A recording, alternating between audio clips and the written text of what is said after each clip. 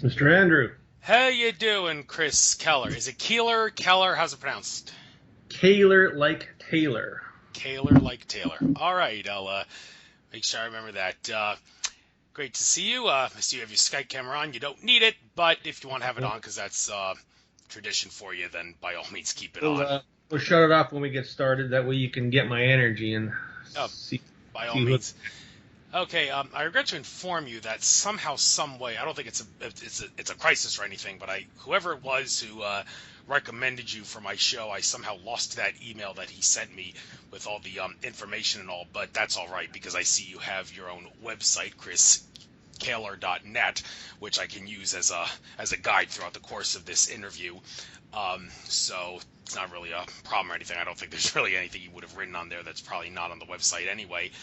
But with that being said, I got your website out. I guess starting off, I'll let you, you got the floor to introduce yourself, your life story regarding who you are, what you do, what you experienced in life that causes you to do the things that you do, specifically holistic healing and anything else that your website talks about.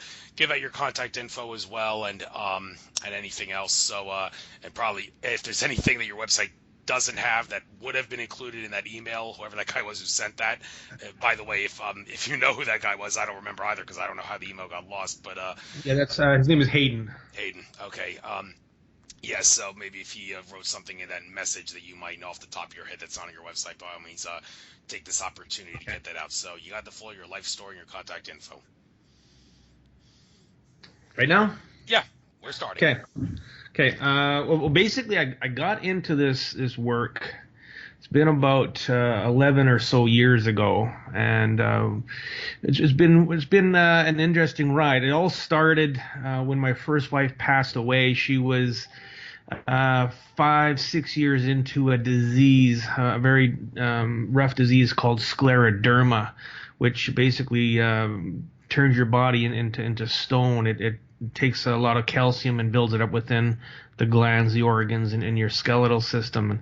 And when she passed away, it enabled me to retire. I was in the printing industry for 28 plus years. That was my craft. That was my trade. Really enjoyed doing it, working with the big machinery and working with people in the trade. It was very interesting. It was very artistic. So when she did pass, and it enabled me financially to say, I'm done working. I don't want to work anymore. So at 47 years old, here I am retired, sitting around the local coffee shops listening to all these old guys talk about their health problems. And I thought, what, I think there's something better I could be doing with my life. And so I started taking a course to be a personal trainer. I've always been into bodybuilding and working out. And I thought, well, you know what, here's something I like to do. Let's pursue that. So I started taking that registered course. And then all of a sudden I met somebody who does this type of energy type healing work that I'm into now, and introduced me to it. And I thought, oh my goodness, this is something I need to pay attention to. Not knowing anything about the spiritual realms or the universe or anything like that. And I just knew that this is something I needed to pay attention to. So I started working with this fellow and took another course within the realm of this energy healing called muscle testing. A lot of people know about muscle testing. And started realizing that I was picking up very quickly, and I was very highly resonating with it. So from there, I started meeting other people who did this type of work in different parts of Canada, and started realizing that as a human being, we have a lot going against us. Never mind the normal day-to-day things that we have to deal with on a daily basis, but things that are not within our vision, within our sight, within our sound field, things that we don't know about. A lot of entities, a lot of different energies affect us on a daily basis. So I just started hunkering down with these people and their knowledge, and learned more and more and more, and started developing my own way of using a pendulum and a chart system to ascertain what is causing a person's specific health problem. Everybody in the world experiences some kind of health problem in one way, shape, or form, and I saw this as a very good opportunity to help people out create another income for myself, and to at the end of the day say that I'm contributing to humanity. So here I am today. It's been 11, 12 years later. I'm in a holistic healthcare center. This is my full-time work. I don't want to call it work, but that's the generic term we use nowadays. This is what I do for a living, 8 hours a day, 5 days a week. I help people all over the world with basically any kind of health problem. And, 99% of the time we see some results. People feel and notice changes in the way they feel from their health problems. So it started off as something whimsical, something to do. And here we are today, helping people worldwide. And with the system that I developed, it keeps growing. Quite a bit. So now I have about 45 students all over the world, literally. I have a couple students in India, somebody in Czechoslovakia, many people in the States, New Zealand, Australia. We're getting all over the world with this type of work, and it's proving that there is help that people can get. People can receive help for whatever problem they're looking at, whether it's something on a physical nature, something on a spiritual nature. A lot of people experience what we would call attacks of energy, where they get certain pains here and there. They get harassed at night in their sleep. There's lots of things that go on, the things that go bump in the night, if you will. And we're dealing with basically all these problems on a one-on-one basis with people. And we're even going to the point where we're doing mass humanity clearings for people at certain times. So it's been an interesting ride. It started off as I said, something kind of whimsical, something to do, something I felt strong about, to something that is actually proving itself very, very highly in the whole realm of energy healing. Thank you. You're more than welcome to make a sales pitch out of this show, and we'll probably get into some of the products in much greater detail. But first, looking at the services tab on your Chris Kehler Holistic site. Well, before we do that, just for those people that are ignorant of the term, what does the word holistic mean?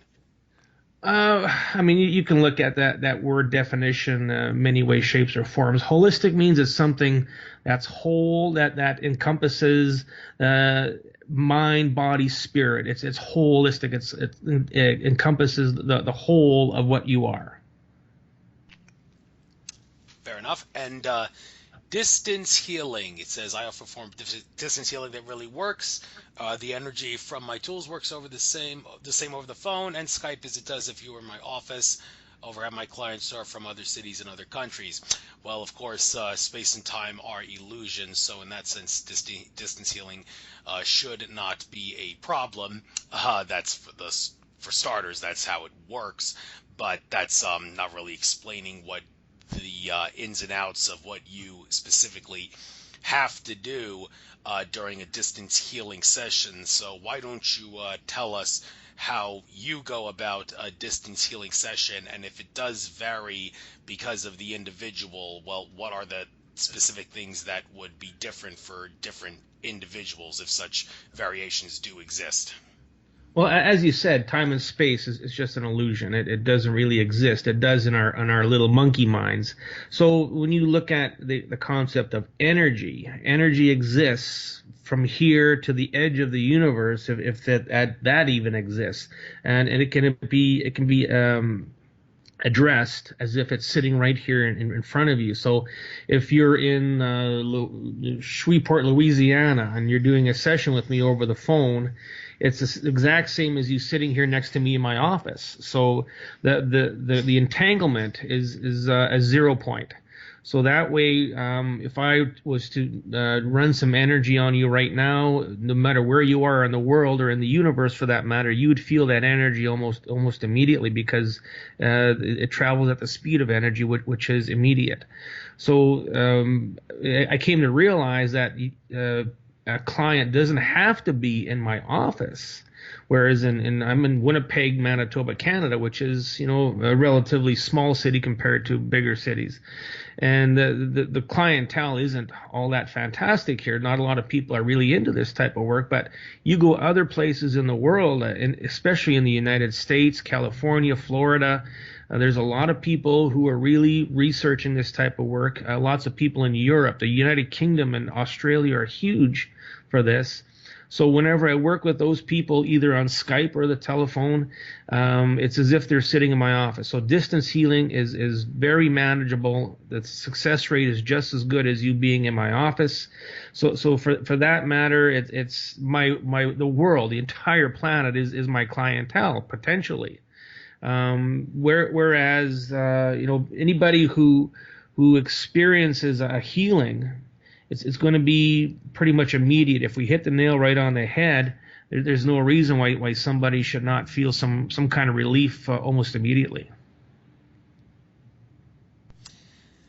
Right. And okay, if let's imagine for a moment that there's something hindering the healing. Let's imagine some sort of a parasitic entity or artificial intelligence or whatever is trying to hinder the healing in question. Do you have a way of detecting that if that's the case? And if so, how would you go about not letting that be a hindrance? Is there a way to prevent that from becoming a problem when you go about the healing, or is it one of those things where let's hope there are no entities hindering us and let's make the most of this healing as we do it? Well, that's a very good question, and generally 99% of everybody has some kind of energy component that is trying to stop me from finding it. The way I've designed my system of asking questions with the charts is I've got about 5 different ways to ask the question, different ways I can get in to get past this entity. Now, what I have really learned, and every day I learn something. I'm no guru. I'm no master. This is something that you do learn something every day. And it's more so the level of your soul. So what I do every day is I just take my soul and intend it to be a certain level. So I just keep on filling my soul full of love every day. I just intend that my soul is love. My soul runneth over with love. And it brings you up to those higher levels of energy where you can look down on these entities and see them and be able to push them away. Basically, the biggest problem I run into is we call them the jinn. Some people call them archons, whatever, but we go by the name jinn, which in Arabic means genie. The jinn are a consciousness that has taken over a lot of humanity, a lot of other species like the reptilians and so forth. And this consciousness can seriously block you in a big way. And generally, I know when I'm being blocked is when the answers I'm getting don't quite resonate. They're not quite 100% what I would feel is necessary to remove from a client. So that way I know that there's some kind of consciousness in the way, and then I've got some other ways to loosen up that consciousness, to persuade it to leave, to get out of the way, using some of my energy rings and intent and learning how to talk to it, manipulate it, and let it know that it's, number one, okay to leave, and number two, that it's not supposed to be there. So sometimes there's emotional blocks. Sometimes the person subconsciously doesn't want to be healed. So again, there's lots of different ways that I've come to realize that is necessary to seek out. So it can go into the front door, the back door, the side door. I can come from above or below and find a way in to get past all of those blockages. Thank you. Now moving down the list, Crystalline Energy Tools. Interesting how crystalline is spelled with a K and not a C. I'd like you to get into why that's the case. And also different shapes have different meanings. I'm sure this is like maybe one of those sacred geometry kind of things to it, where the shape does make a big difference, and even the slightest error in the shape of the energy tool can prevent it from performing to its fullest potential, or maybe even doing the job at all. So why don't you got the floor, all the crystalline energy tools that you got. You can make a sales pitch out of this. Okay. And tell us how they work, the different shapes, different sizes, and the science behind them, and well, you got the floor. Okay, the story behind the tools that I use, now the majority of them are of a pyramid design. Some are ring designs with different types of design within the ring. one of the people that I met on this journey from Alberta, Canada, his name is Wayne Gatos, and the name of his company is Crystalline Incorporated. So he is what I call the tool maker. He makes all of these different tools. His energy level is extremely high. He's very knowledgeable in the whole universal aspect of energy. His job, his job, is to sit in a bathtub 2 to 3 hours a day to run energy into the earth grid, to clear out that earth grid and any adjacent grids, in order for the ascension process to happen on this planet within humanity, which is probably going to happen in a couple hours from right now. So there's a lot of energy movement happening. So that's what his job is. In order for him to make money, to survive, to eat and pay his mortgage, he builds these tools and sells them to different people. And I myself am a distributor of the tools in North America. So the tools themselves, the geometry of the tools is, as you said, very specific. One of the main tools I use is called a neutralization ring. And this is a ring based on Sanjanivi Sanskrit design. It's in itself, the design is made designed to remove general negative energies off of your body. So when you stand over this ring, you feel a pulling sensation, like almost like a grounding sensation of energy leaving your body. So it kind of loosens things up, so that if there is a stuck entity, by standing within the field of this ring, it'll help to loosen up the energies around it so that you can more easily get to it. One of the bigger tools I use is something called a Vesica Pisces.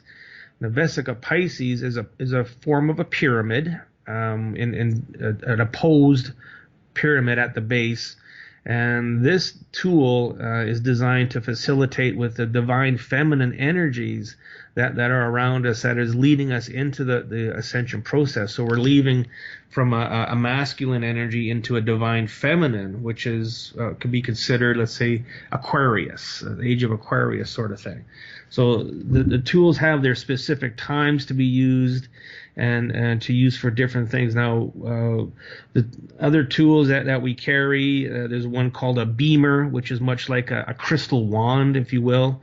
It contains noble gases within it, which means that the gases don't mix with anything else.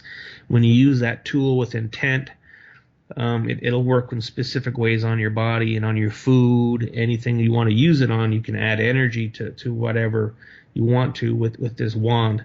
It's a great charging tool. So if you want to charge, let's say, an apple with a lot of vitamin C or something like vitamin A, you can just intend through your mind and consciousness to raise the rate of vitamin A within it.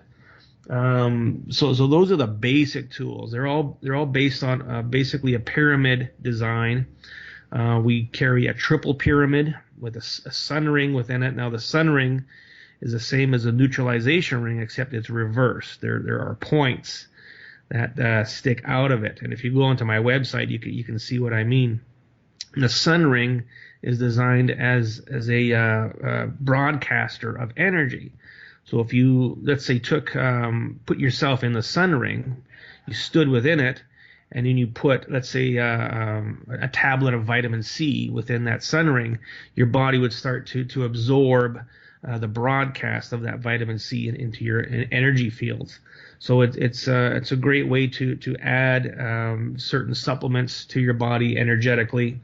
It also works with intent. All these tools work with intent. If you give it an instruction, the energy will carry out within the person's body, and that's how I fulfill all of my work when I'm working with somebody to remove a health problem. It's an intent that I make to remove whatever it is I find from my chart system. So the tools are very important. There's another tool that I use. It's not a crystalline product. It is something that I found on the internet. It's called a chestahedron. Now, the unique thing with sacred geometry is that it all has a mathematical equation that describes it. So, for instance, pyramids have the mathematical equation of pi, and so forth. Now, the unique thing with this chestahedron is that it does not have a mathematical equation. The person who designed it, Frank Chester, called it chestahedron.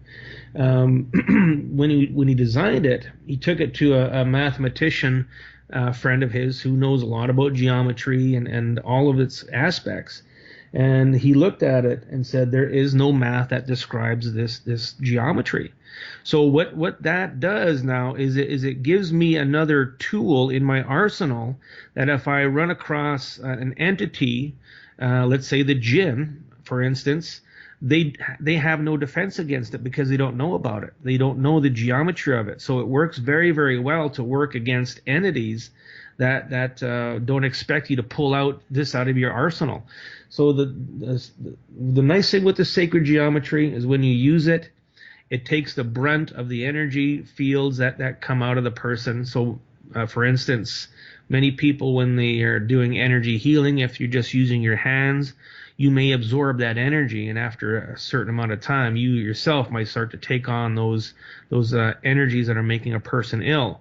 Whereas the tool takes the hit and it vaporizes it and sends all the energy into ether or wherever you want to send it. So a lot of people look at me and say, well, can't you just use your hands? What's wrong with you? And I said, no, I don't want to use my hands because I want the tool to enhance and amplify my intent. I want to work with the tool, with the geometry. Sacred geometry is the language of the universe. So when you're using that, you can talk to almost any component of the universe where you need help from. So for me, the tools are very important. They're not a crutch. They're not something that does the work for me. It works along with me in order to get the job done. Funny you say they're not a crutch.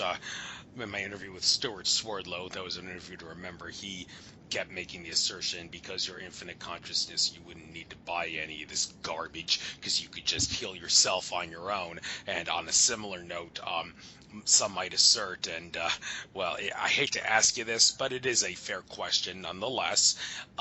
One would ask, well, what's the sense in buying this stuff when I could just ask the archangels, spirit guides, and source to do the healing for me? Well, there are reasons why someone might want to do something like this. Some may get, among other things, people might get a little reassurance from using a down-to-earth thing rather than something that's a little out there, if you know what I mean, where they can't really be so sure that it's working. So other than that, what reasons would you recommend people to say, okay, this is not a crutch? Just because you're infinite doesn't mean you can't utilize these. So clarify that, please. And also, why do you think it may be a good idea to utilize these things and spend the money for it rather than just ask the archangels and such to do the healing for you? Well, ultimately, we are the healing tool ourselves. I mean, to ask I don't work with the archangels or anything of that nature. I work within my own soul and source. But the benefit of the tools, if you're somebody who is just learning, somebody who is going through the paces of learning how to work with energy, the tools work as an aid to take your intent and amplify it and to raise the vibration of it so that it will do better for you. Somebody just learning Reiki is not going to be as good as somebody who's a Reiki master. So if you're taking the tools and using them with your intent, it will bring you to a higher level of ability to heal. And again, the tools will take the brunt of the hit. When you're removing an entity from somebody, it is a very, very serious thing. There are many times where I've heard and seen of people removing an entity, and all of a sudden that entity goes into them, and all of a sudden they have we would call a possession. Now all of a sudden now the entity's got to go somewhere. So the tools help with that concept of things. It raises your vibration. It acts as a receiver. It acts as a generator. It works along with all universal energies to get the job done. I mean, if you need to use a tool to heal somebody's cancer, why not use everything you've got in order to help this person? Why take your ego and say, oh, I can just do it with my hands? No. Get all the help you can and make sure that whatever person you're working with gets the best treatment that they can. Thank you. By the way, out of curiosity, were you at any of Rob Potter's Mount Shasta conferences?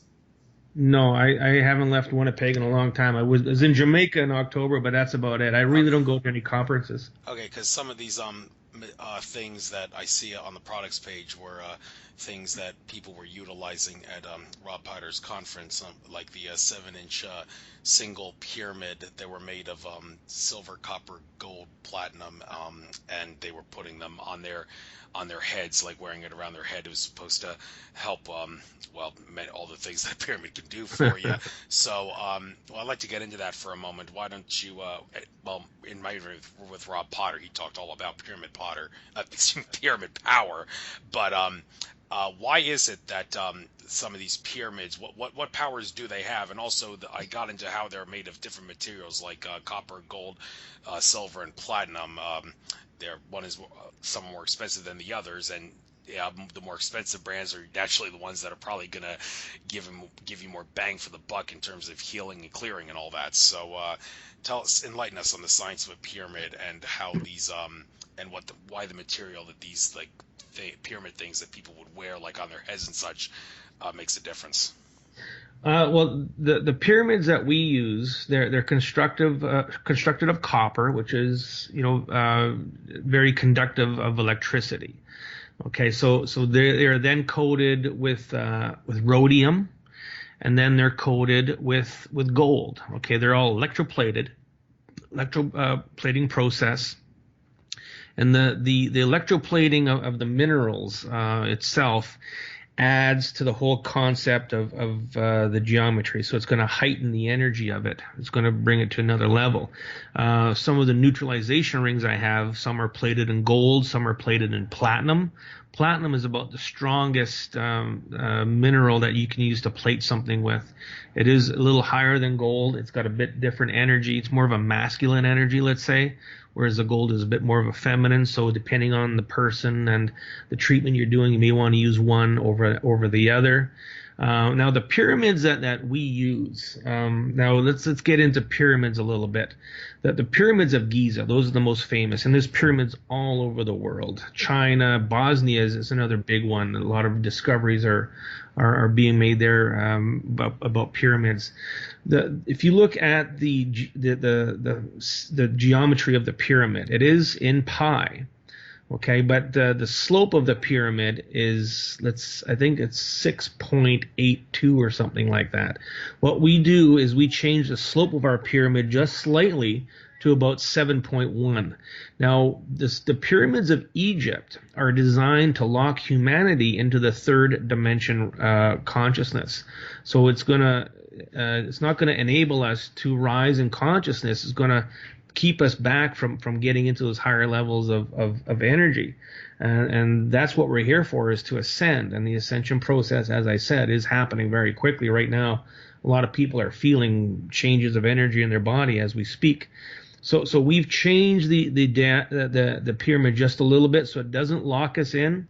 Now, another not commonly known thing about the pyramids of Egypt is if you look from the top down, from, let's say, a satellite photo or an airplane photo, you can see that there is maybe a half a degree indent within the base of the pyramid. On each side, at the middle, there's a tiny little indent, which gives the pyramid a bit of a different shape. So in our pyramids, they don't have that. So our pyramids are designed to work past that third dimension lock to help raise people into a higher level of consciousness. And such is the same as the Vesica Pisces. It's designed to work within 4D, 5D, 6D, and higher, to raise our vibration in that way. So the coatings on the pyramid are important. They're not the do all to end all. The chestahedron that I use has no coating on it. It's just copper, and it works perfectly well. But if you can take something and make it and go from 99% efficient to 99.1% efficient, I mean, you want to do everything you can to be the best that you can when you're doing this work. The more power you have behind you, the more you're going to slam those entities to the ground. Right, and interesting thing you say about the pyramids in Giza keeping us stuck in in 3D. I've heard some things that kind of resonate with that, but there's some things that kind of go against that. I mean, I'm not going to go off on a tangent with this, but in my interview with Carmen Bolter, who made the Pyramid Code, we talked about how all the different people like Christopher Dunn and also the Pyramid Code that Carmen Bolter made, and all the theories about what the pyramids were constructed and what they were used for. Akashic Records reader Andrew Bartzis claimed, and he could read the Akashic Records, so I'm assuming he's telling the truth here. He claims the pyramids in Giza were built 803,000 years ago, and that does seem to fly in the face of what Robert Bouval says about the lining up with Orion's belt. But you have to understand, time is cyclical and synchronicity happens, and there's no reason why, if these entities that made the pyramid were of a high consciousness, they wouldn't realize that in 10,500 BC the pyramids would align in the way that Robert Bouval says. But what's interesting about that is the Bartzis has also said the Archon control system has been on Earth in some way, shape, or form for the last 900,000 years. So it would have been built about 100,000 years after the start of the Archon control system.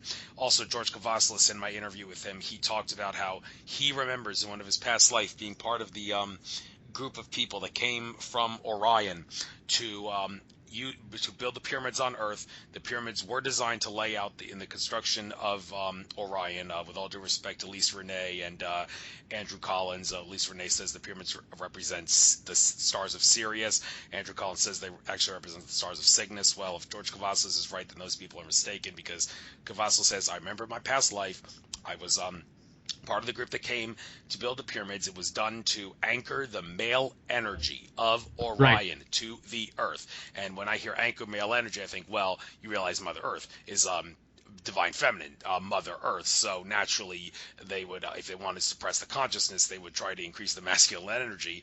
Although one would think, well, does that necessarily mean they're doing a bad thing when they're anchoring the male energy? So could you maybe clarify this? When he says they're anchoring the male energy, do you think they had bad intentions when they did that, or were they actually trying to do something good, and maybe it maybe went the wrong way and ended up suppressing Earth's consciousness and not letting the divine feminine do its part, if you know what I mean? Well, no, of course, everything that's said by everyone and anyone, including myself, needs to be taken with a grain of salt. I mean, if George Casavella said he was there and built the pyramids, I mean, he's one of the one persons that resonates mostly with me with what the work that I'm doing. We have never talked to the guy. I've watched some of his videos, very little of them. I don't like to, see anybody's videos. I don't like to get influenced, but a lot of his work does resonate with what I'm doing. So ultimately, everything in the universe, you almost have to consider it's all about power. Who's got power over and that type of thing. So were they constructed to keep us in this realm as a bad thing? That resonates with me. That's what happens. I mean, ultimately, way back then, they knew about the ascension, about this rise in consciousness. So ultimately, there's maybe some reason that they didn't want that ascension process to happen. I mean, that's all that comes off the top of my head about the whole thing. Now, one thing that I was doing for people is removing something called a pyramid curse. Okay, so I would consider you have this curse of the pyramid that keeps you in this lower level, third dimension energy. Now, it was, I think, about 2 or 3 weeks ago. I was sitting in my office, and in between clients, I put my feet up and I was having a meditation. Some people call it a nap. I'm going to call it a meditation. And I had my eyes closed. I wasn't asleep, but I was watching all the colors in my third eye going around and doing things. All of a sudden, I could see them flip 180 degrees. And I opened my eyes, and the first thing I said is pole flip. There was a pole flip somewhere. So, of course, I go to my charts and ask Source which poles flipped, and it was the poles on the sun that flipped. And what that pole flip did is it canceled out that pyramid curse. So that no longer is going to affect humanity. So all those energies changed. Everything is changing very quickly right now. So were the pyramids built to harbor the masculine energies to keep them here on Earth? I believe so. They were put here for some reason in the shape of Orion's belt or whatever to match up with some kind of energy, harmonizing it back and forth to the Earth to create this scenario of trying to keep people from ascending. That's what I think it is. All right, people can make of that however you will, and kudos to you for saying everything, including what you say, needs to be taken with a grain of salt. So, by all means, question everything. That being said, I guess we'll move on to maybe we'll go back to some of the other products in a little bit, but moving on to one of the things on the services page. It says the Footbath Detox is by far the most effective way to rid your body of harmful toxins. With a 30-minute session, up to 3 years worth of toxins will eliminate from your entire body. Now, I'm going to guess this might correlate in some way with earthing and grounding. I mean, one of the best ways to get a natural high, so to speak, is to what I was doing before coming on the show, sun gazing. And the best way to do it is to complete the circuit, stand barefoot on dirt while gazing at the sun. You complete the circuit between Father Sun and Mother Earth, and not only does that allow you to get the nutrients from Mother Earth, it also allows you to detoxify from the nutrients out of your body, but this is somewhat different, I'm guessing. Also, while some priests from the past have been known to sun gaze with their feet in water, it has been suggested that sun gazing when you do it in water is not as effective because the water tends to absorb the electromagnetic energy from the sun and keep it from affecting your body. So sun gazing should not be done in water, but that's different from what we're talking about here. So this looking at the water or whatever that fluid is in the picture here, it doesn't look very clean. So maybe you can clarify exactly what that is. How does this Footbath Detox works, and why is it so effective in regards to eliminating things from your body? Well, the Footbath Detox is the first thing that I started doing when I got into this line of work. Okay, it's something that I could I bought the equipment, and I was able to just go out and offer these to people and get started that way. It was really interesting to get started with it. The way it works is it works with a positive and negative ion cycle that comes from the equipment. There's a charging plate in the water, and there's about 2 volts of electricity, nothing that's going to electrocute you. So the machine changes polarity to create a negative ion and a positive ion.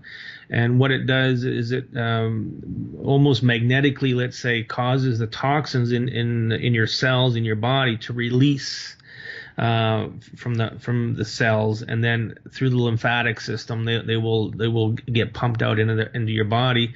And when they reach your feet, because your feet are in almost like a magnetic field, they will be pulled out of the pores of your feet, and within a half-hour session, you've got a whole bunch of gunk sitting in the water, and there's no denying that what you're seeing in the water came from your body. And there's a lot of people that try to debunk this whole system, and they've done sessions where they won't put anybody's feet in the water. They'll put the unit in the water, and you'll still get some kind of stuff happening in the water. And those are very cheap machines that they're using. The machines I use are the best you can buy. They're about $3,000 from a company called A Major Difference, AMD, and they work extremely well. And I've shown people, I've done lots of demonstrations where somebody has their feet in the water, and there's nothing in the water except for the unit, and you can certainly see that there's something going on. So it is a real good way for detoxification. There's lots of great ways for detoxification, of course, but if this is something that you want to do, it's something I provide. You have to be in Winnipeg. Okay, this can't be done on a distance session, so it is something that I offer in Winnipeg. Thank you. And looking at the last thing here, there's several different pictures here regarding this. The live blood analysis, simply taking a drop of blood from your finger. Blood can be viewed on your 17-inch monitor, and you can deduce lots and lots of things from the blood. So, well, I guess we don't have pictures here because this is audio only. People would have to go to your site to see this. But for those that do want to go to the site and maybe go along with what you have to say, why don't you elaborate in greater detail besides what it says next to the pictures here. It says shows what these pictures shows and everything, and maybe you could explain that, elaborate on that, and also get into detail about how the work that you do, the science behind how it works to heal these parasites and conditions and iron deficiencies and all the rest of it, and all these other things that you show in regards to that keeps people's blood out of whack, and how you want to fix that. So live blood analysis, you got the floor. Okay, live blood analysis is a very scientific way, let's say, of looking at the health of your body. Whereas when I'm doing the energy work, it's a very etheric. Okay, it's esoteric. It's something you just need to open your mind and believe and accept. Whereas if I take a drop of your blood, so for instance, if I'm dowsing and I find that there are parasites within your body, some kind of worm parasites. What I can do is then take a drop of blood, put it in the microscope, and voila, there's a 99% chance that we're going to see worm parasites within your blood. So it's a great way to confirm any of my findings. What I also like to use it for if somebody comes into the office, now again, you need to be in the office to do this, is that we can look at your blood, and through the wonders of technology with the computer, you can actually take a screen snapshot of the blood, do a treatment, maybe change your diet or do something, and then maybe 2 or 3 months later come back and look at your blood again, and you can compare it and see if the blood looks healthier.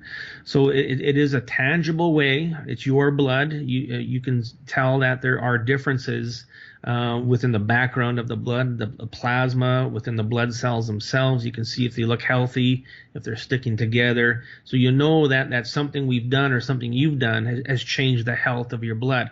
So I really like to use it in conjunction when I feel it necessary. So it tells a story. You can look 3 months back and say, oh, my blood looked terrible.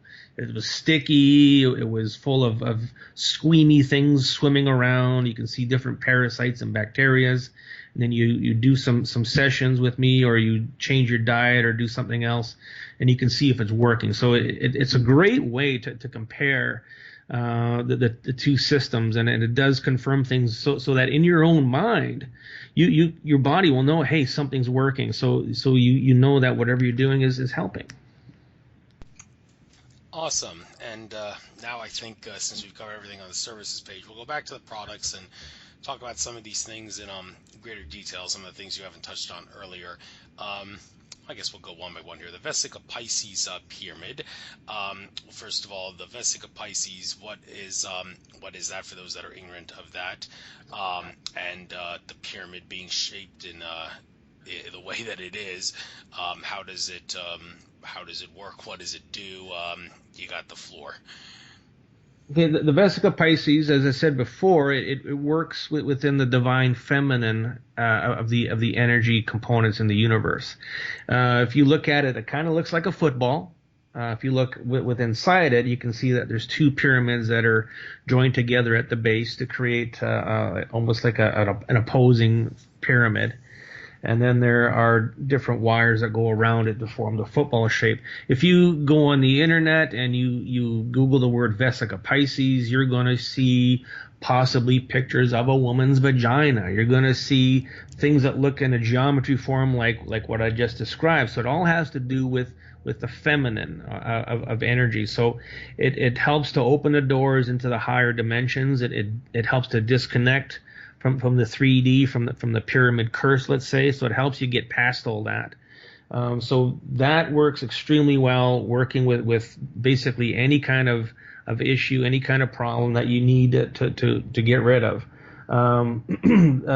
These Vesica Pisces, I haven't seen any other Vesica Pisces anywhere else. As far as I know, I'm about the only guy in the world carrying anything like this, unless somebody's making something and not putting it on the internet. So a very wonderful tool. All my tools are not expensive.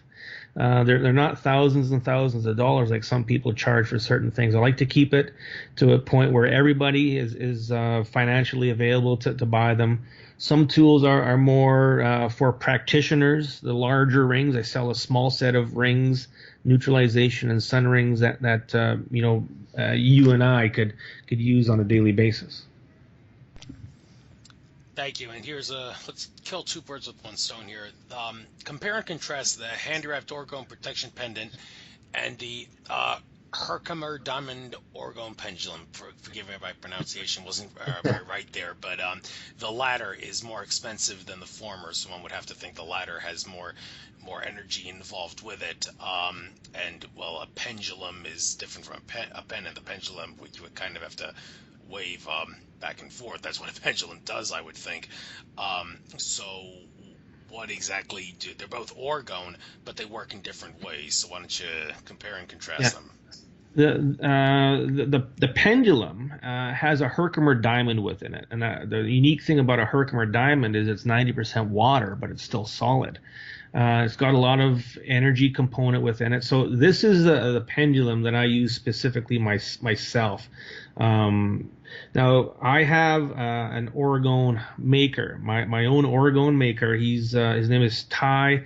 He lives in Northern California, and he is one of my students. He uses my system for his business. He has a business just like mine where we help works with people, but he makes a lot of different orgone pieces. So he came up with this pendulum. Him and I sat down and discussed the specific weight, specific size, and how the pendulum should be set up so that we get the best results with it. And we came up with this one, and it's working really, really well. I'm selling a lot of them, and people are really amazed because the neat thing about orgone is that it doesn't have to be cleared, whereas any other kind of crystal pendulum, after a while you need to clear it because it's going to absorb some energies. It's going to maybe absorb some consciousness and not work properly for you. But the nice thing with orgone is it doesn't have to be cleared, so it's going to be very, very successful 100% of the time. Now the pendant does not have a Herkimer diamond, and it's a smaller, different piece. And the orgone itself, orgonite, is designed to shift the polarity of energies within your body. It's more harmonizing with the human body. So if there's any kind of negative energies around, the neat thing about here's a story about orgonite. If you live in a family where everybody's always arguing and fighting and not getting along. If you took, let's say, 8 pieces of orgonite and you put them in various corners of the house and gridded the house with this orgonite, within a week or so, you notice that not as much fighting is happening, not as much bickering. Things seem to calm down. It's more of a pleasant energy within the house. So that's what orgonite does for everybody. It gets rid of a lot of negative energies, a lot of negative consciousness, let's say, that can cause disruption within yourself. So that's the nice thing about orgonite. The pendants are very nicely hand wrapped with different types of copper.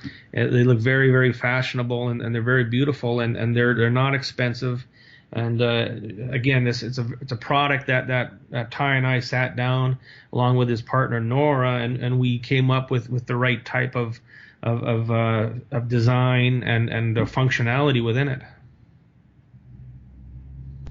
Thank you. And as far as supplements, orgone supplements, what do you have to say about people who choose to eat some sort of an orgone supplement in their system? Is that really something that you have looked into? And if so, do you recommend it? Or do you think it's worth it? I've never really come across any kind of orgone supplements. Now, of course, orgone is organic material from the earth. We do use shungite within our water. I drink shungite water, which is very high vibration, so that would be considered an orgone type water. But as far as the orgone that we use in some of our other products have got some aluminum and metal shavings, brass shavings within it, so I'm sure you wouldn't want to be eating those. Okay.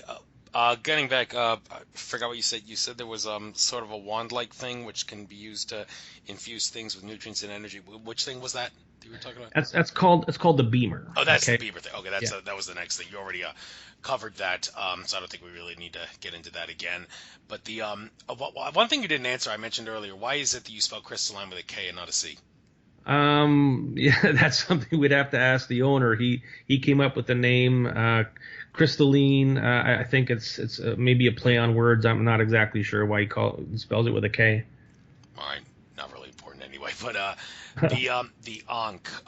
Now, interesting thing about the Ankh, it sort of looks like the symbol for feminine. You got masculine, feminine. The masculine is a circle with like an arrow sticking out of it. The feminine looks more like an Ankh.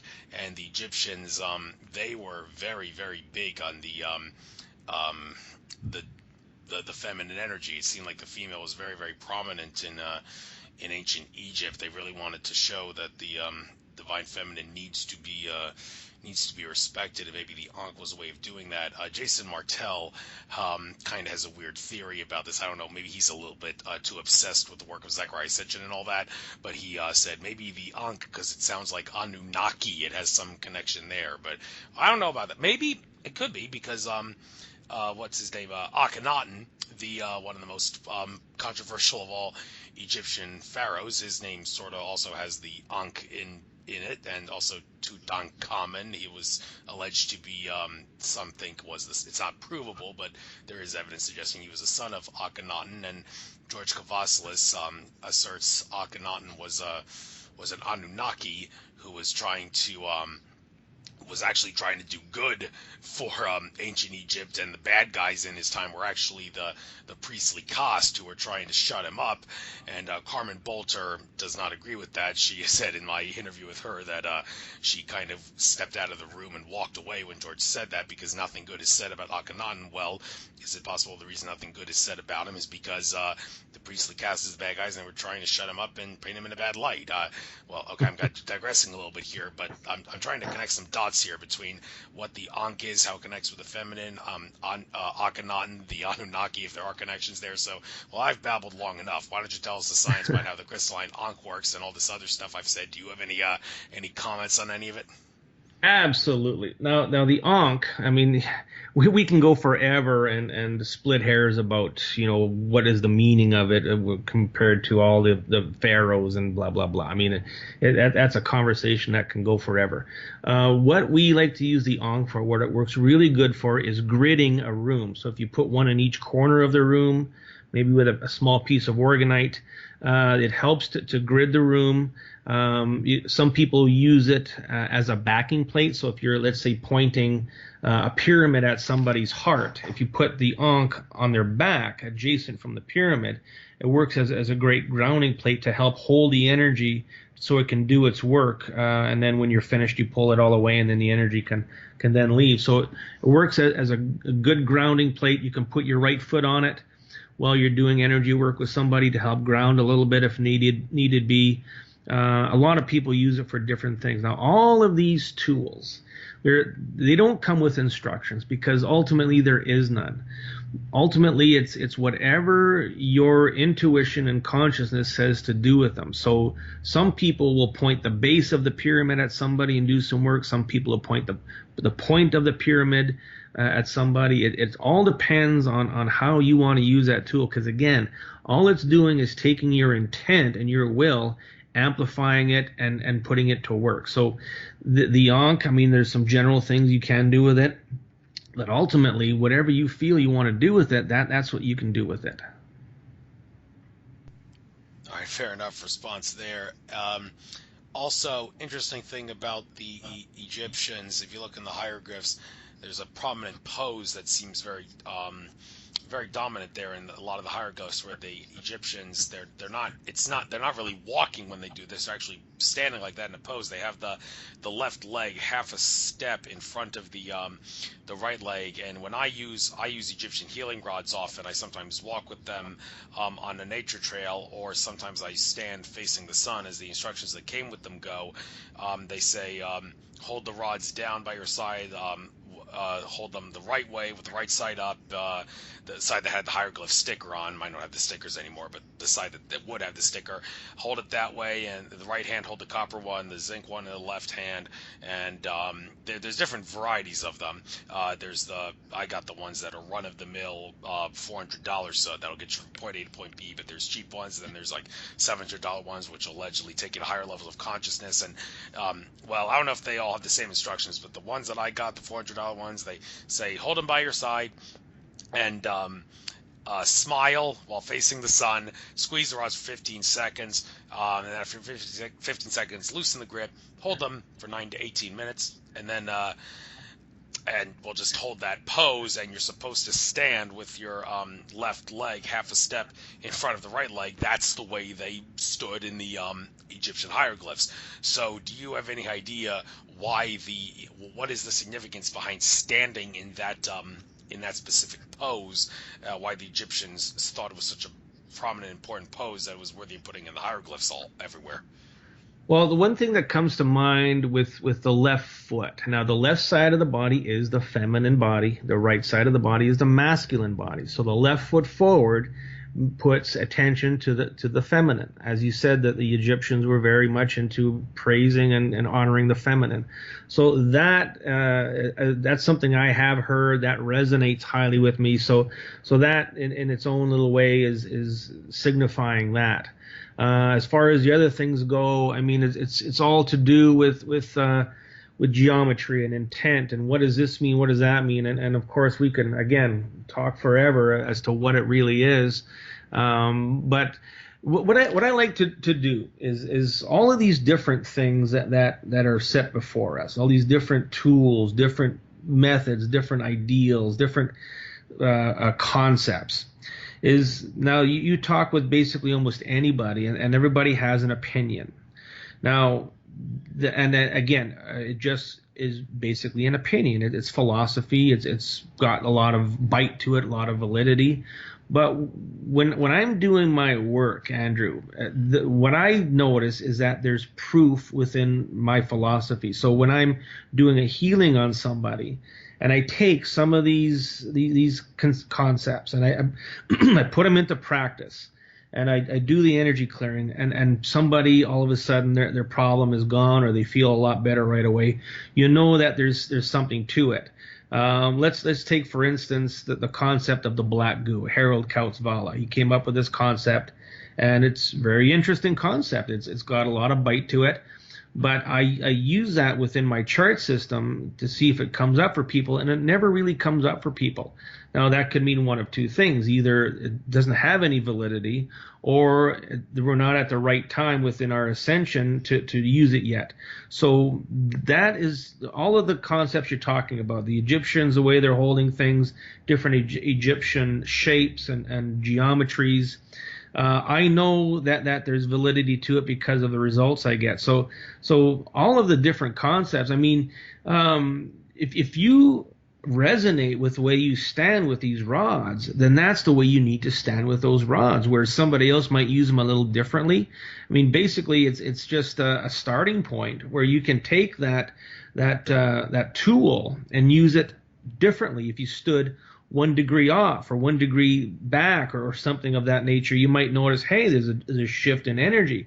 So it's a good starting point to have these instructions, but ultimately whatever you need to do with them at that specific time is you're going to notice it within an energy shift or some type of movement within your body.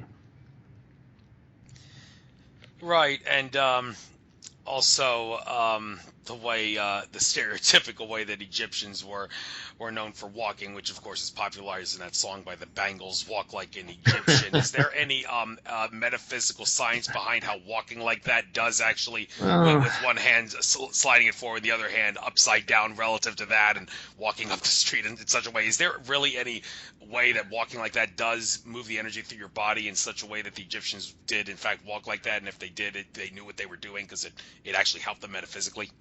Maybe they were dancing. Oh. Again, the Egyptian civilization is certainly one of mysticism in certain ways, just like the Mayans and all the others. You know, we can only see what we see within the hieroglyphs and in statues, and of course, I mean, they depicted themselves in certain ways for certain reasons, of course. But what is it? Are we overthinking it? Maybe in certain ways. I don't know. Is there any kind of metaphysical concept to the way they're depicted? Possibly. But at this point, it's, it looks cool. For me, it just kind of looks cool. All right, fair enough. It looks cool, so maybe that's why they did it. All right, looking at some of these other things that you have for sale here. Shungite water stones. Well, do the stones have water in them, or do they have shungite in them? Okay. Why don't you clarify exactly what those are, what they're used for? Okay, shungite itself is a let's say newly found crystal. It's maybe 10 years or so that they've discovered it, and there's only one place in the world that it's located, and it's in a city in Russia. I think it's called Karelin, something of that. I forget the exact name of the city, but there's a huge lake, and there's a lot of deposits of it. And shungite has been shown to have a lot of good healing effects on people. There are different types of different shapes of shungite. There's pyramids, there's spheres, there's something called pharaoh rods. Now let's go back to the Egyptian. When you look and you see a pharaoh sitting on his throne, he's got his hands on his knees. Okay, so these rods are designed to hold within your hands, put them on your knees, and it's going to circulate the energy frequency of this shungite through your body to help maybe realign some cells or some energy fields or something like that. Now the shungite water stones are designed to take and put within a gallon jug of water. And what happens is the shungite itself, it's got a carbon atom. They call it a fullerene. The person who discovered the molecular structure of shungite, his name was Fuller. Okay, so we call it a fullerene, and it looks like a soccer ball, so it's very absorbent. So the shungite will remove a lot of the toxicity out of the water, the chlorine, the fluorides, and anything else that might be in there to help purify the water.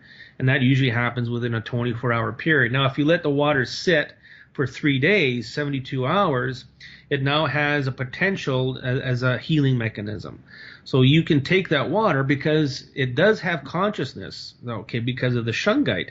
And if you put intent into that water to purify your liver, enhance your brain, whatever you do, that shungite is going to go in and start doing it. So by putting intent into the water, it's going to help with the healing process. It's going to help to detox your body a little bit because it is going to pull out certain types of toxins. Now, we did a test on the water because, of course, people want to see data in front of their face. So we took shungite water and we put it in a plastic cup. So now the water should have been getting lower in toxicity. We measure that by measuring the total dissolved solids, TDSs.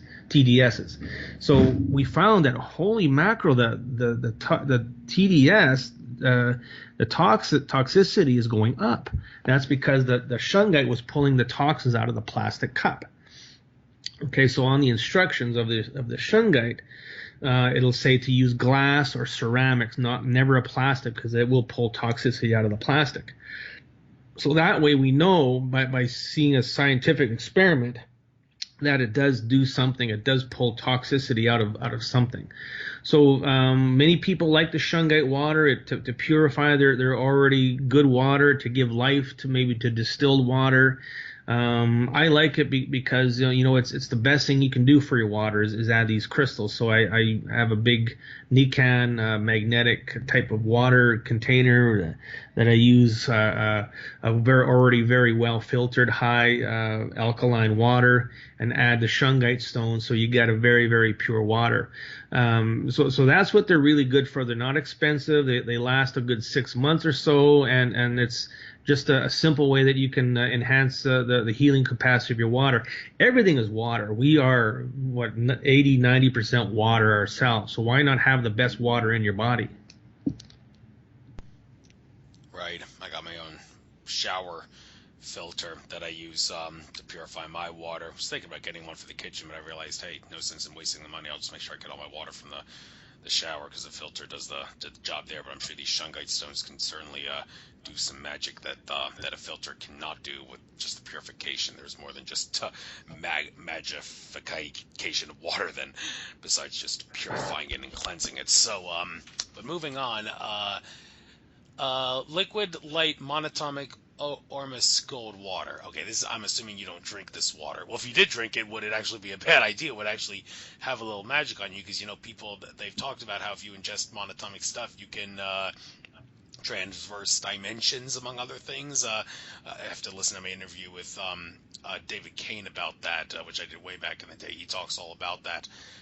Jim Mars has also done some good presentations on monatomic elements, and also explained how maybe the reason we fake the whole war in Iraq and stage that to justify invading it was to steal monatomic technology of sorts. But this monatomic Ormus gold water, if you don't ingest it, what do you do with it, and what's in it besides Ormus and water? Well, this monatomic gold is something you ingest, but it's a very low level, so it's nothing that's going to blow your aura to bits. Okay, so what we do is we take this water. It's forget what the ppm is. It's not that incredibly high, and I add a lot of energy to it. So I give it consciousness to do specific things. Okay, to work within your soul, to work within the cells of your body, to help spin them the right way, and different things like that. So the Ormus gold water is a very good carrier for energy intent. Okay, many different waters are. Silver is good, platinum is good, but the gold really holds a frequency very well. So I like to use that to enhance it with frequency and intent, so that when you're taking it, you're getting a nice gradual shift instead of a full-blown look out, there goes your aura. Thank you. And the clearing it's a clearing spray. Is this a spray that, well, what do you spray it on, and can you actually ingest it? You can ingest it. It's just water. It's frequency enhanced shungite water, actually. And what it contains is the frequencies of the neutralization ring. And then there's a few other negativity intents within it. So let's say you're at a business meeting, and the meeting's kind of heated, and somebody's in your office and a lot of negativity flying around. If you take this spray and just spray it on the chair, maybe within the area, it's going to dissipate a lot of negative energy, so that the energy can calm down in your room. A lot of these products are designed for people who are very sensitive in energy, so that you can feel and notice something is happening. But again, anybody can use them, and you just want to know that you've cleared out some negative energies. The clearing spray works very, very well. You don't need a lot of it, and it will last you a long time. So you can spray it on your food. You can spray it on anything that you want and you feel may have some negative energy attached to it. Thank you. And see, you have a course offered for just under $2,000, a true quantum healing course. Why don't you give us a nice abridged version of what you would cover in this course for all of those people who are interested and can afford to buy this and make the most of it? Well, the course itself is the exact same system that I use in my office on people every day. So I guess it was maybe 3 or 4 years back, some people started asking me, do you teach people how to do this? And the answer was no. So I started thinking maybe it wouldn't be a bad idea if I came up with a system that people could buy, and I could coach people through it to teach people how to do it, because this is open source work. There's no secrets here. It's all open source. So I thought, okay, let's do it. And it wasn't, it took me about 6 months to get it all together, to digitize the charts, make them look good, and make it look professional, of course. But basically, you're going to get everything that I use, which is charts are a 2-part system. There's 2 different books that contain everything you need. All of the answers are there, basically. You get yourself a pyramid. You get a neutralization ring, a sun ring. You get an anatomy book, so you can refer back to the book for different parts of the body, you know what they are, and that type of thing. So, and then ultimately, what you get is my background. Whenever you have a question, or you're having trouble with the charts, or you need some kind of guidance, I'm always here to help. Now, the interesting thing is that I do have right now, there's about 45 people all over the world that are doing this course, and it's become a community. So everybody talks to everybody. If somebody has a question, everybody has access to everybody's email address. And there's also on the internet, there's something called Groupbox, where it's like a message board site where you can post things. If you have a question, you can put the question on the Groupbox board. Somebody can look at it and say, "Oh, I know the answer to that one," and then help people out. So you're getting the entire protocol that I use. You're getting my experience, you're getting my background and help, and you're also getting a community that is quite knit and quite close together. So there's no reason why anybody can, if you're decent with a pendulum, if you do well with a pendulum, there's no reason why anybody can't take this course and help with healing with your family, your friends, the community. 4 people have opened a business with it. Somebody in New Zealand, people in the States have opened a business. Somebody in Croatia is looking at starting up. But there's no reason why anybody couldn't take this course and use it successfully, and most people are.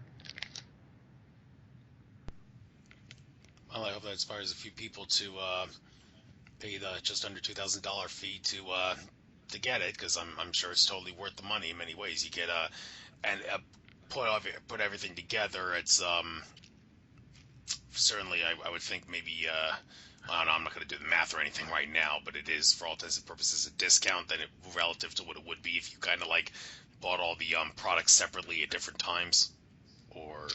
Well, you're paying a lot of the money for the work I put into it. Okay, Right. The tools themselves and everything, they have a dollar value, of course. But now, when I started doing this work, the first course I bought was $10,000, and all that got me was a folder.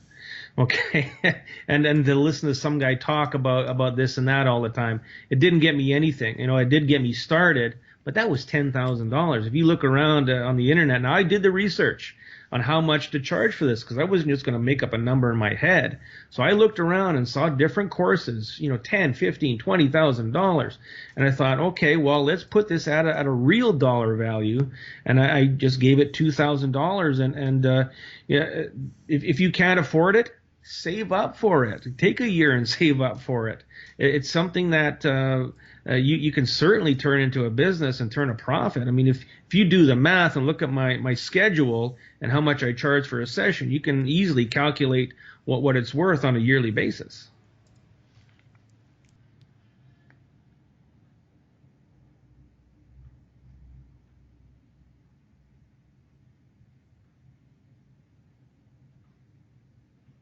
Are you there, Andrew? Oh, sorry. I was on mute. My bad. I didn't realize that. Okay, but yeah, moving on to some of these other products here. The wristbands.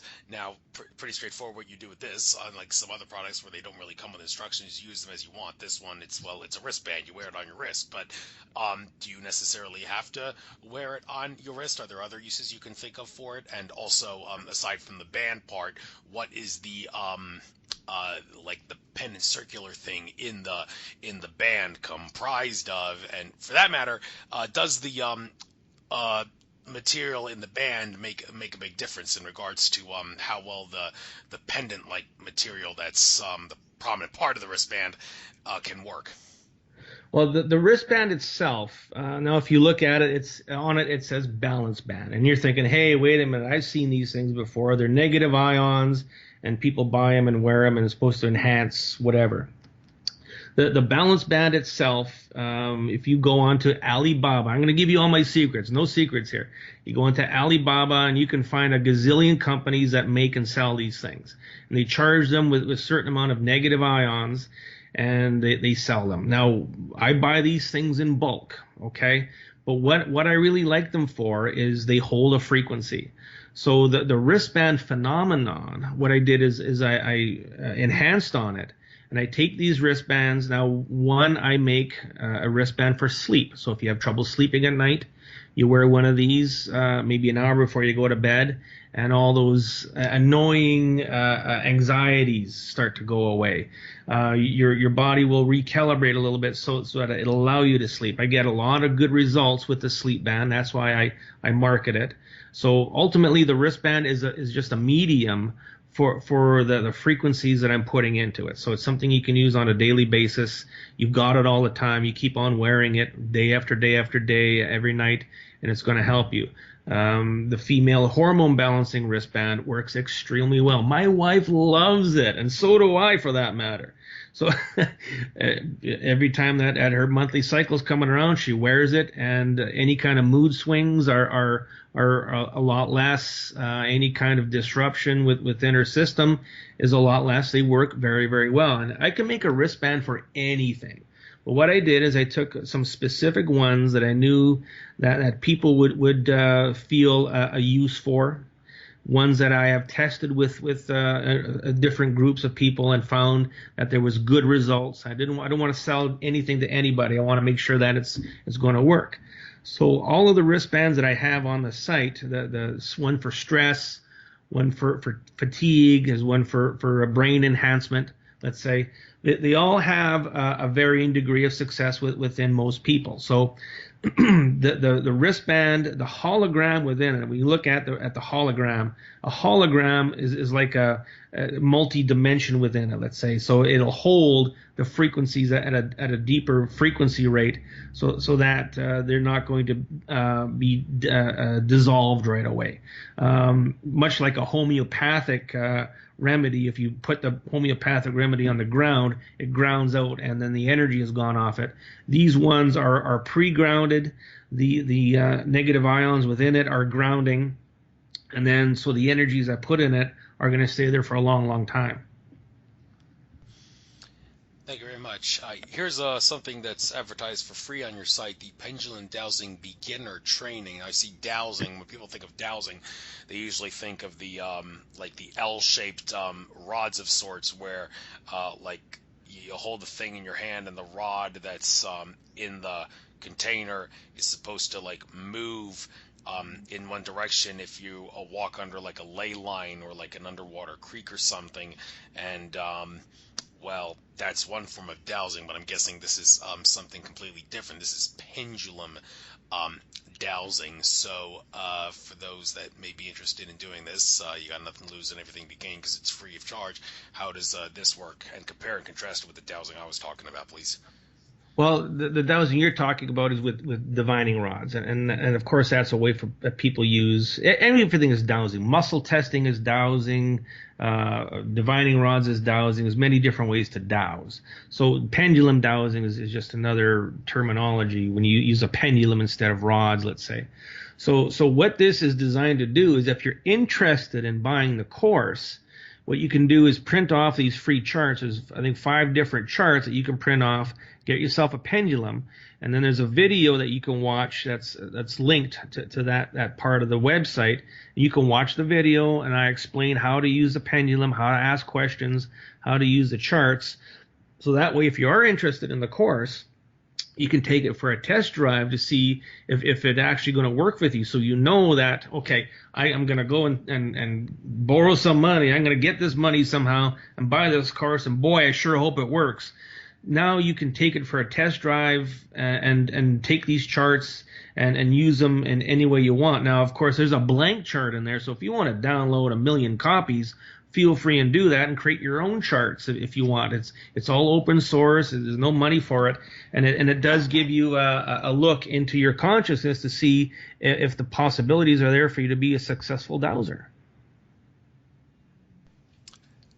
Very much. And looking at some of these other final products here, well, actually I'll do the one that's not a hexagon, the Amethyst Wand Chi Generator. It's 10-sided, a decagon or whatever that would be. My geometry terminology is a little rusty here, but It's interesting you use the word chi here. Why do you use the word chi and not ki or the force, to use a Star Wars terminology? They're all said to be, or prana, to use Indian Hindu terminology. I mean, I take Tai Chi, so that's of course Chinese in nature. So this amethyst wand, what is it? I have an amethyst pendant which I wear around my neck. So I don't know if I really would need this, but hey, maybe this could come in handy in some way. It's $90. Why is it 10-sided? Why do you decide to use the word chi relative to other terms that I just gave?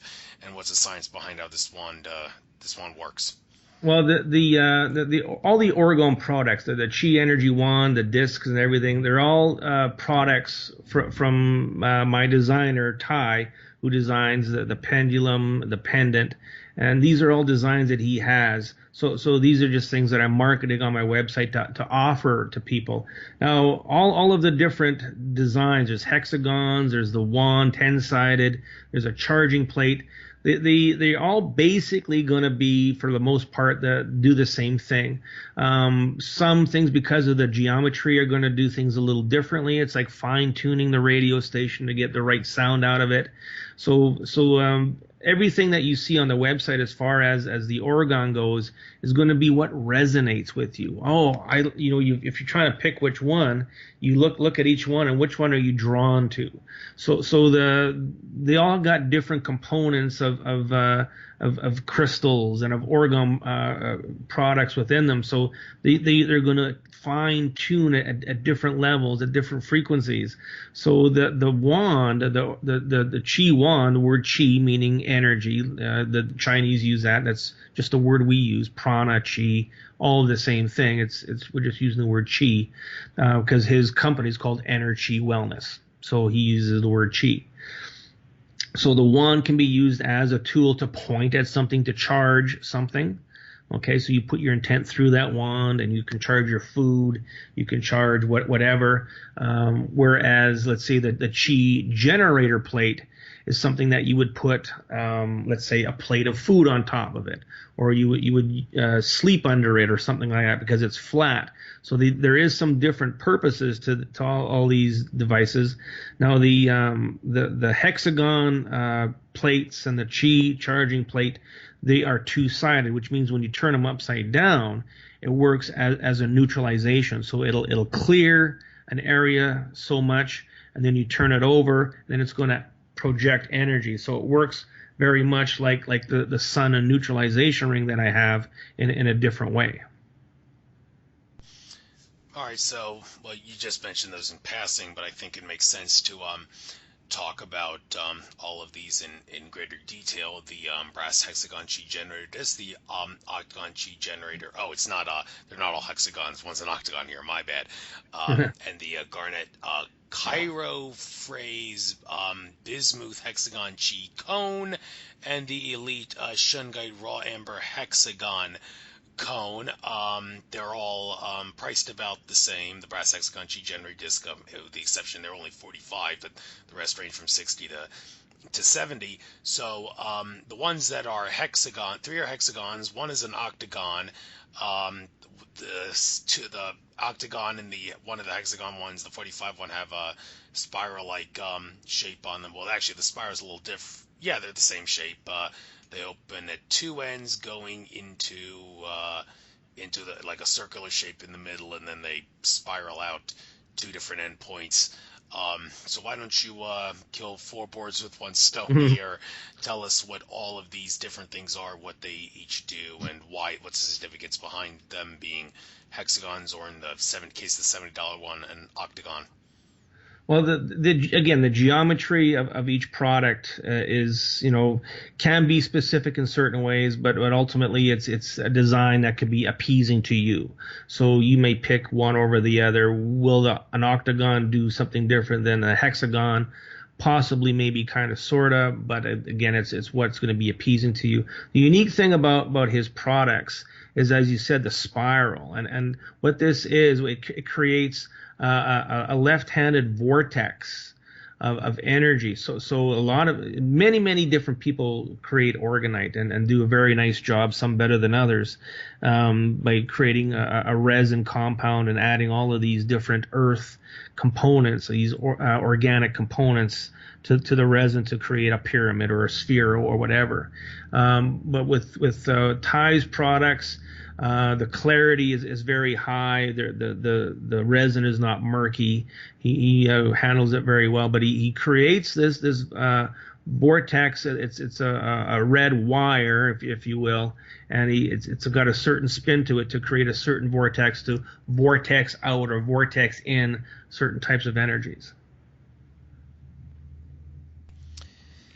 Yes, and by the way, are you by any chance familiar, speaking of vortexes, with the science of cloud bursting, which is something that I've been trying recently, where you put your left hand up in the air and like move your hands, twist the fingers of your hand in such a way that you get like a little bit of vortex shape, and you twist your hand, imagine a vortex of energy going through that, and you imagine that going down your arm, through your heart chakra area and out the other arm, which is pointed straight at a cloud, and you imagine the clouds, which by the way are theorized by some in the alternative science community to be made of monatomic in nature and not what mainstream science tells us they are, and you imagine the cloud being shot by your the energy that you're vortexing from your left hand and going out your right hand after it goes through your heart chakra, your body, out to the cloud and dissipating the cloud and putting it into nothingness. And the cloud is alleged to be orgone, so that helps make this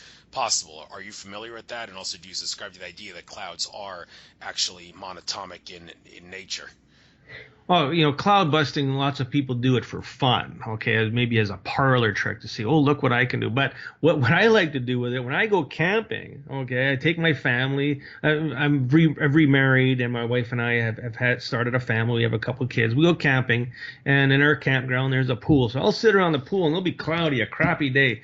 I'll just sit in a lounger, look up at the sky, and just intend to bust a hole through the cloud cover, and within maybe a half hour, 45 minutes, it starts to happen, depending how thick they are. But cloud busting is it's really interesting that it really does happen. A lot of people would say, oh, that cloud would have just gone away anyway. But when you have a thick cloud cover and your energy is high enough, and you can even use a tool for it, a beamer, a pyramid or something, point at it and run that energy, just as you said, from the heart all the way through, and intend to bust that cloud at the molecular level, it starts to happen. It's like, hey, where did that cloud go? Well, I mean, you can look around. There could be a donut of a cloud around you, but where you want it to be open, it is. So the concept of clouds, I mean, science, again, you got to take things with a grain of salt. Is that cloud really what they say it is? Is there a UFO behind it? I don't know.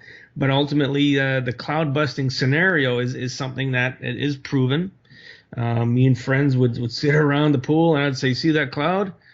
I says, watch it go away. And all of a sudden it goes away, and they said, whatever, get me another beer. So it is something you can have fun with, but there is a lot of validity to the concept of cloud busting.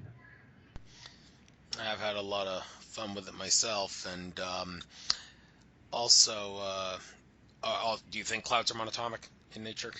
You know what? The concept of a cloud, I think, is more than what scientists even realize. I mean, if you look at anything, is it really what it is? It resonates with me that clouds could be monatomic. I've never really stopped and thought about that concept, but it does resonate. Hmm.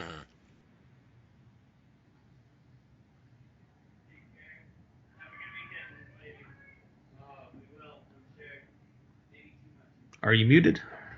Yeah, yes, I am muted. Thank you for pointing that out. Okay.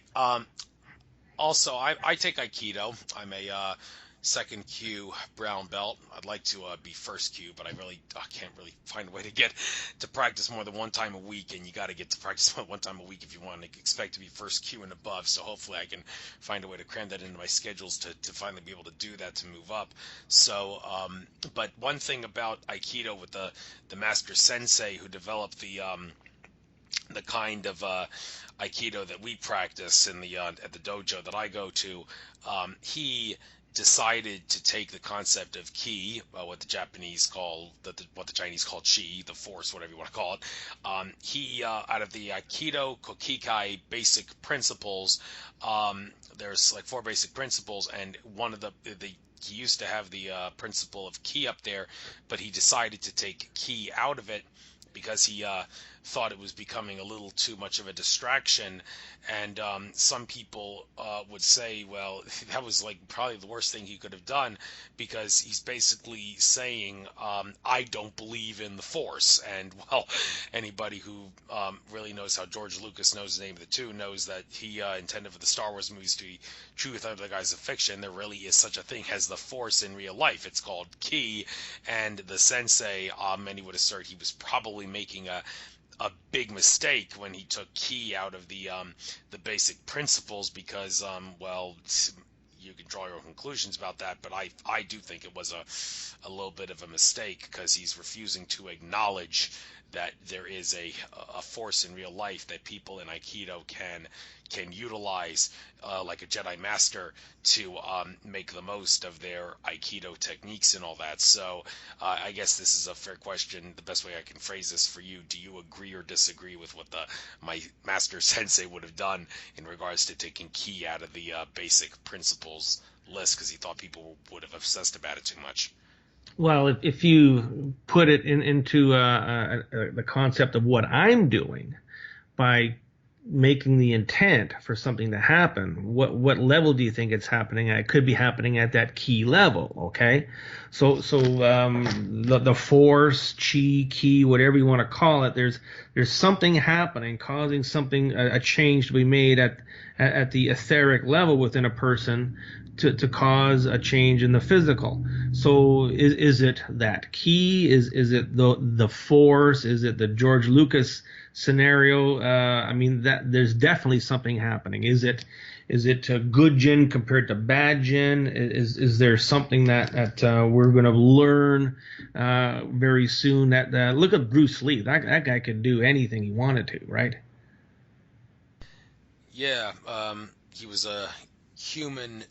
He was a dragon incarnated as a human, as people who study the work of Andrew Bartzis would definitely assert. And Bruce Lee was also prominent about the yin yang symbol.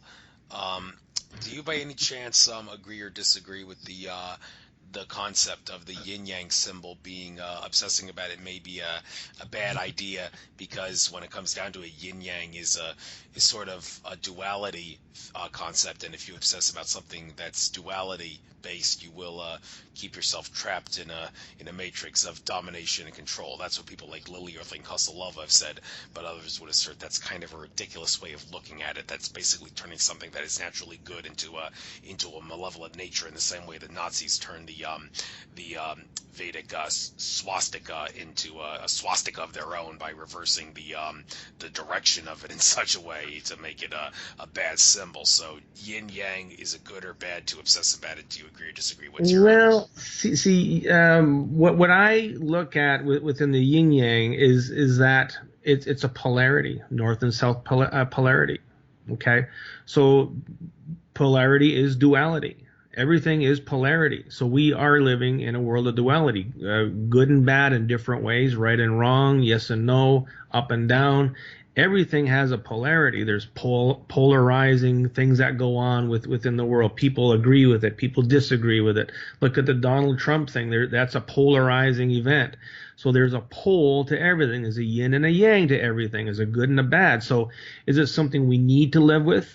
I think it's something that we have to maybe accept, but thinking too much about it. I mean, if you want to think too much about something and create an energy about it that affects you, well, then go ahead and do it. But do we need to worry about it? I don't think so. I think that anything on that level that is a detriment to humanity is all going to get filtered out and cleaned out anyway with the ascension process. So the concept of all this stuff, that the swastika, I know about that, all these different concepts of of different ways of doing things, the chi, the ki, the this, the that, the Bible, the Quran, whatever it is all an interpretation within our own consciousness of how we want to take that thought, that consciousness, and use it for our own good, or do we just push it away? So where do you want to put your energy? Where do you want to put your consciousness? And into something that everybody else is, or do you want to stick with what's good for you? Every day people ask me, have you heard of this guy? Have you heard that guy? Have you seen this video? My answer is no, because my consciousness is right here in my own soul. I'm going true to my soul and following whatever I need to use to follow. Lots of people look at Buddha. Okay, well, I follow Buddha's teaching. I follow Dalai Lama. I follow this. And it's like, follow whatever you want. Believe in whatever you want, as long as it resonates with you and you know it's going to be good for your soul. Fair enough there. As long as you know it's going to be good for your soul. Discernment is very key in that regard. Also, boy, of all the questions for me to ask you, but looking at you, I notice you have no hair. You're bald, and that raises an interesting thing that I remember hearing when people who've researched the work of the Aldebaran mystery, how the Nazis got the science of from ETs and all that. One of the secret societies in question regarding that whole thing was the Vril, and also the Thule Society, but I think it was the Vril society that believed that if you grow your hair very, very long, you can actually enhance your ability to use chi energy, because hair actually has the ability to do that. So do you maybe I'm wrong in asking you this because you're bald, but do you actually think that not having any hair is a bit of a hindrance in regards to your ability to utilize chi because of what the Vril Society believed and why they grew their hair so long? Well, let's put it this way. I look a lot better like this than the alternatives.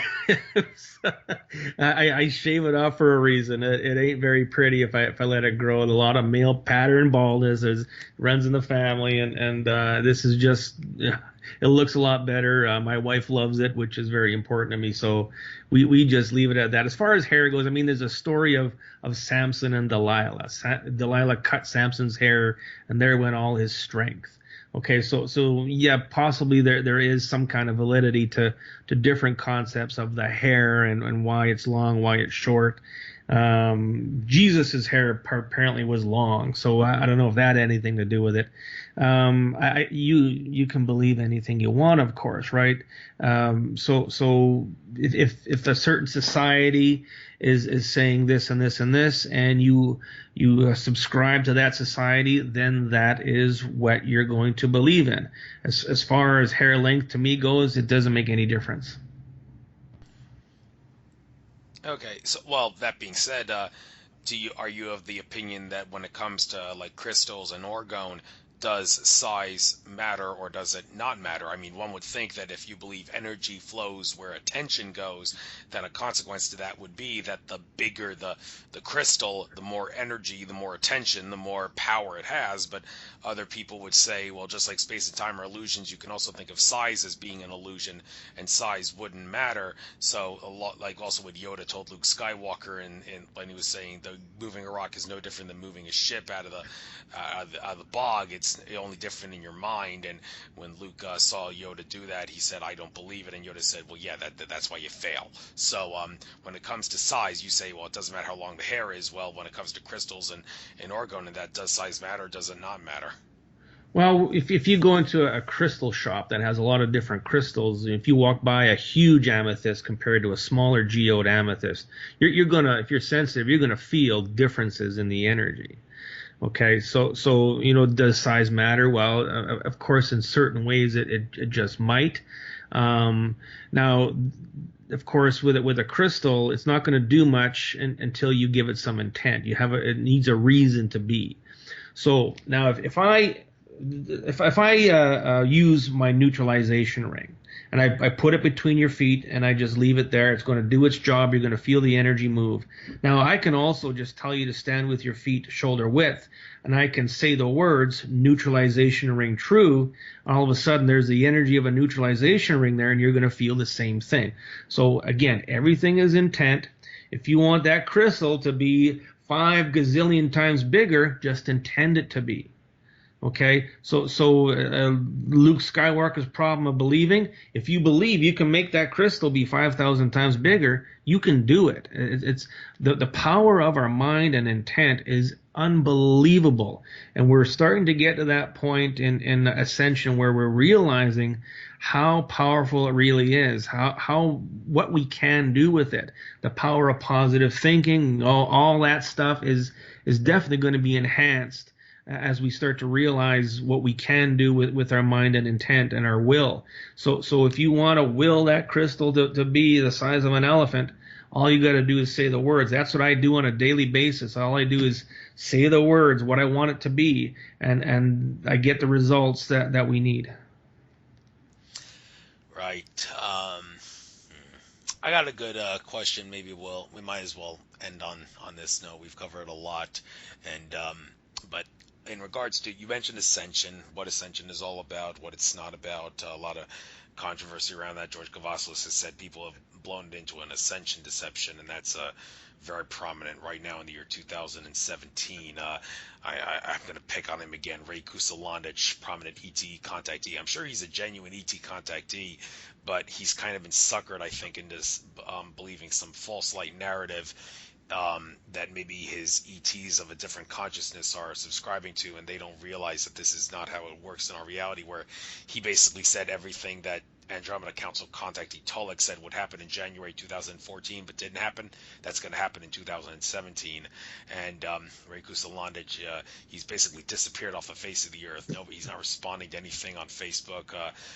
Hasn't been around in a while, and kind of makes people wonder, is he realize he's wrong and he's just hiding because he doesn't know what to tell people, like, I was wrong? How's he going to come out and say that? Or is he just waiting for his ETs to give him some information to relay? But he did make it seem like at some point this year we're all going to morph and change into crystalline bodies. We're going to grow several feet in height, and we're going to be more crystalline in nature. We won't have to eat to survive, won't have to have sex to reproduce, and all those other things that are of a 4D, 5D nature that's different from what other people think of as 4D and 5D. He thinks of it as a full-blown transformation in appearance and composition, and he has said in my interview with him that would be happening in this was a couple years ago when I interviewed him, that this will be happening in 2017.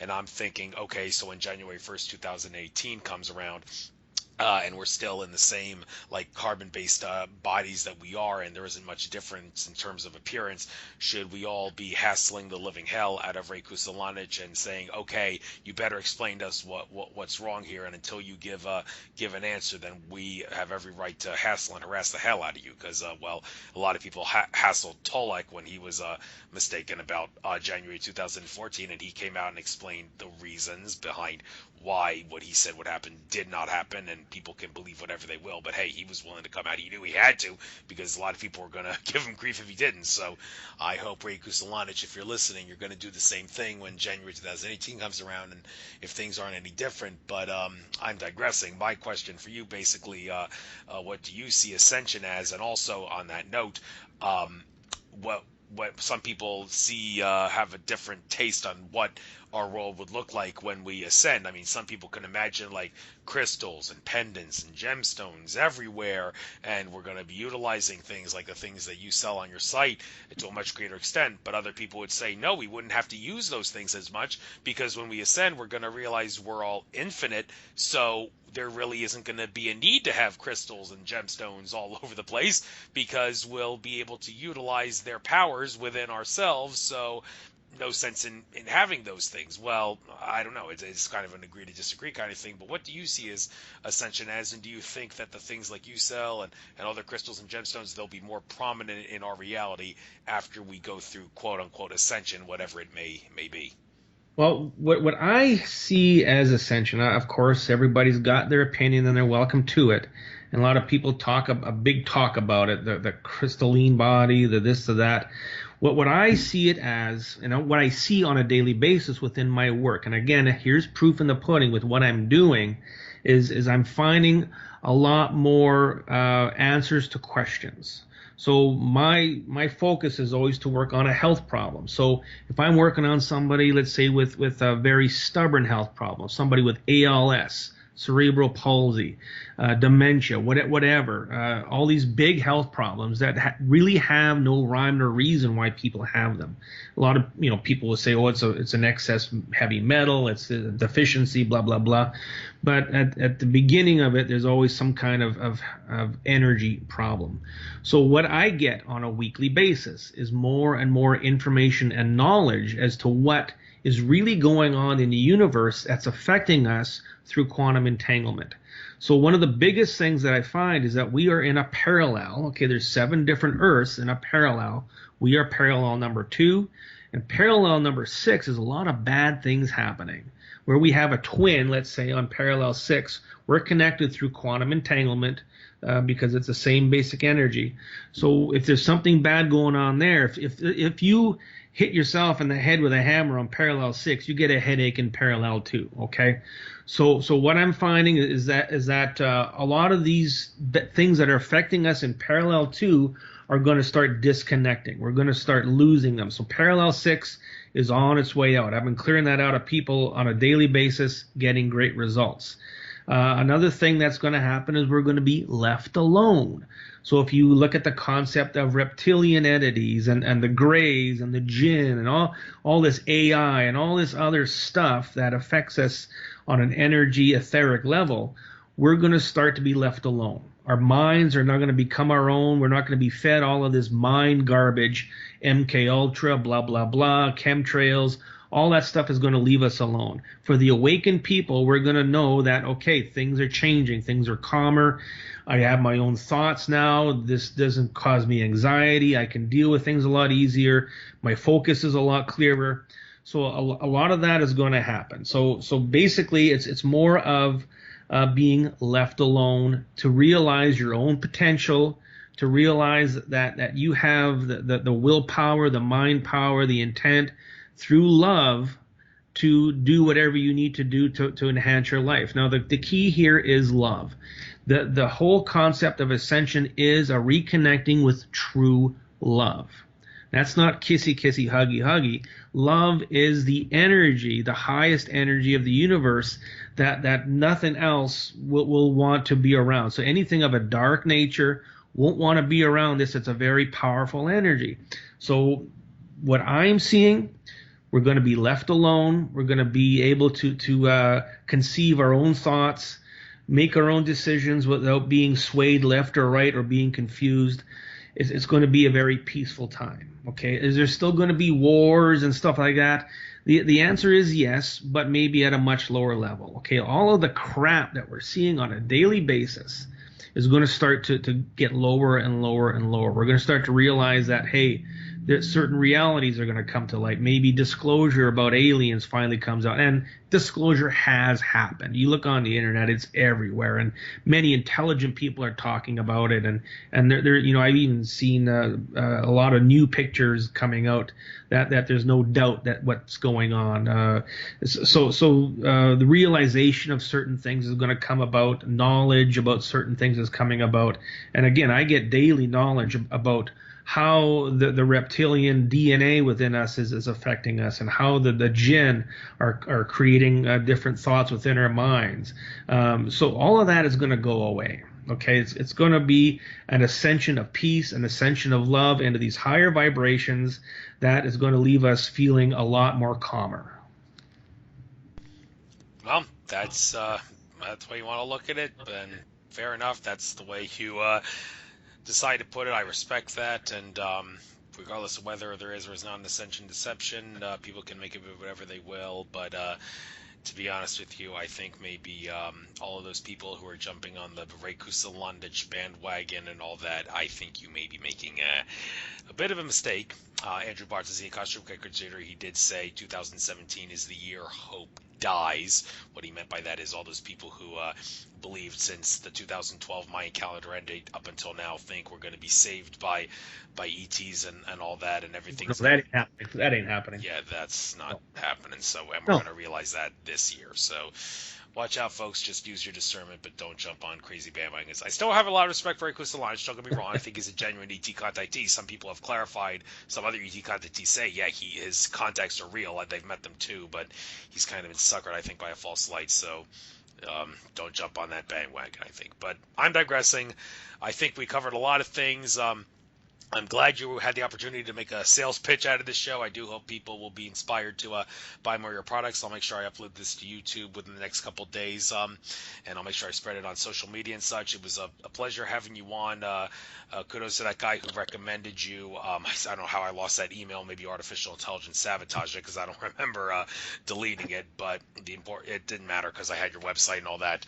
And maybe I will buy some of your products in the future at some point. Need to save a little money for them. I do have a lot of things around my house right now that do me pretty good, but hey, look, some of the things that you sell I don't have, and maybe I could find some use for them. But that remains to be seen, and I wish you the best of luck. Good luck on your future endeavors, and enjoy the rest of your trek throughout infinite consciousness. Chris Kehler.